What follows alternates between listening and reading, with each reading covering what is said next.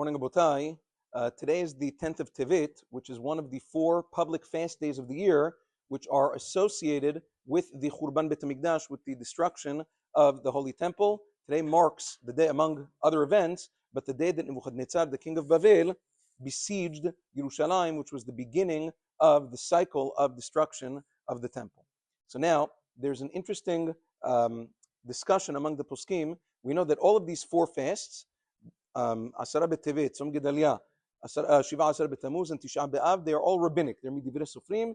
The Nevi'im instituted these fasts. They are Midrabbanan. The poskim discuss, sometimes it happens, a person's not thinking, you take a food or you take a drink on one of these fast days, and you make a bracha, Baruch Atah Hashem Kamech Haolam, She'akol Nהיה B'Dvaro, whatever it is, and then you realize after you made a bracha, whoops, it's a fast day.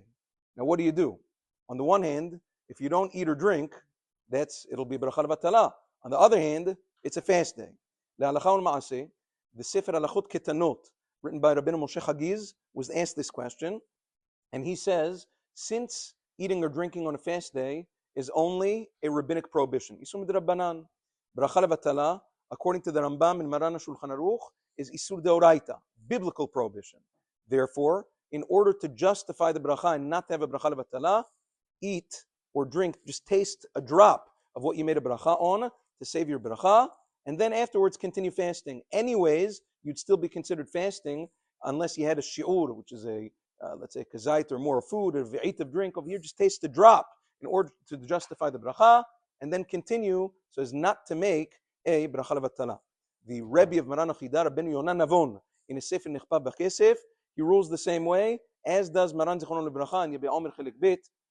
Maran Zichron Bracha says, this is the halacha. A similar situation happened to Rabbeinu Avraham in Kal'eh. He writes an interesting thing in the Sefer, Zechol Avraham. He writes that one day, he went to take a piece of cheese, or it could be the same thing with the coffee and milk.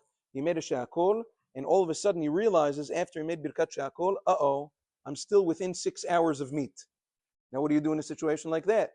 Do you eat, do you drink, or do you make a bracha levatala? Once again, says Rabbeinu Avraham el-Kal'eh, first of all, eating dairy after meat within 6 hours is only an isur d'Rabbanan. It's not midoraita. That's number one.